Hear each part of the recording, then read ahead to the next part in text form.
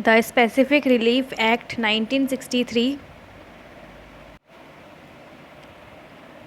हम इस एक्ट के पार्ट 2 के चैप्टर 2 जो कि specific performance of a contract को डिस्कस कर रहे थे। सेक्शन 9 ऑलरेडी बता दिया गया है, आप प्लेलिस्ट चेक कर सकते हैं स्पेसिफिक रिलीफ एक्ट की 1963 की। आज हम देखेंगे सेक्शन 10 इस चैप्टर 2 के, जो कि हमें बताता है specific performance in respect of contracts. The specific performance of a contract shall be enforced by the court subject to the provisions contained in subsection 2 of section 11, section 14 and section 16। ये section 10 amend हुआ है 2018 में, जो कि effect में आया था 1 अक्टूबर 2018 से।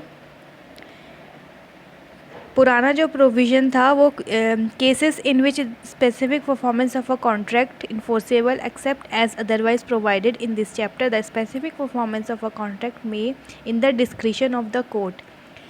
पहले जो था स्पेसिफिक परफॉर्मेंस के लिए कोर्ट का डिस्क्रिशन था, लेकिन 2018 से अमेंड करके इसमें शैल वर्ड को ऐड किया गया है। तो ये अब कोर्ट के लिए मैंडेटरी है कि उसको स्पेसिफिक परफॉर्मेंस को इन्फोर्स कराना ही पड़ेगा। बट कुछ सेक्शन है जिसमें नहीं हो सकता स्पेसिफिक परफॉर्मेंस, तो वहाँ पे नहीं कराया जाएगा।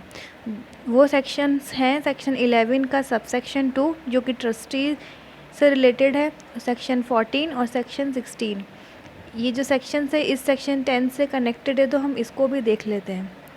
सेक्शन 11 हमें बताता है कि cases in which specific performance of a contracts connected with trust enforceable except as otherwise provided in this act specific performance of a contract शैल।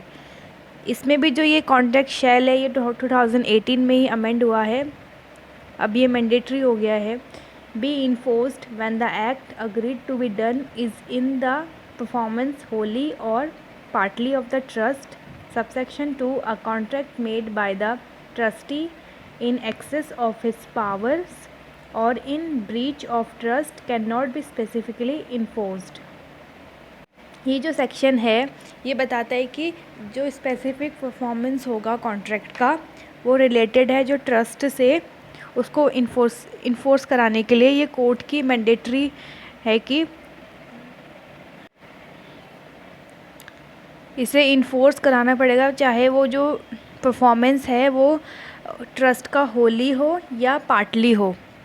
और सबसेक्शन 2 में जो कॉन्ट्रैक्ट ट्रस्टी के द्वारा बनाया गया है, अगर वो अपनी पावर को एक्सेस करता है, ओवर द पावर चले जाता है, तो या वो ट्रस्ट को ब्रीच करता है, तो वहाँ पर कोर्ट के लिए मैंडेटरी नहीं होगा कि वो उसे स्पेसिफिकली इन्फोर्स कराए। अब नेक्स्ट सेक्शन हम सेक्शन 14 जो सेक्शन 10 से कनेक्टेड है उसको भी हम देख लेते हैं।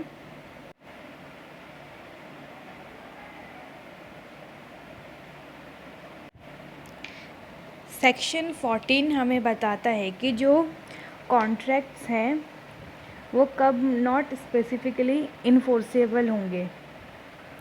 कुछ इसमें कंडीशन 4 बताई गई है। The following contracts can not be specifically enforced. ये भी 2018 में अमेंड हुआ है, बिफोर 2018 अमेंडमेंट। ये सेक्शन बहुत लेंदी था, अब इसको कम कर दिया गया है। इसमें 4 पॉइंट्स ही बताए गए हैं। फर्स्ट है where a party to the contract has obtained substituted performance of a contract in accordance with the provisions of section 20। इसके साथ हमें सेक्शन 20 को भी देखना पड़ेगा। पहली कंडीशन इस सेक्शन 14 में ये बताती है कि जो पार्टी है कॉन्ट्रैक्ट की, अगर उसने ऑब्टेन कर लिया सब्स्टिट्यूटेड परफॉर्मेंस जो कि सेक्शन 20 के प्रोविज़न के अकॉर्डिंग, तो वो कॉन्ट्रैक्ट कोर्ट के थ्रू इन्फोर्सेबल नहीं होगा। अब सेक्शन 20 को हम देख लेते हैं। सेक्शन 20 में substituted performance of a contract के बारे में दिया गया है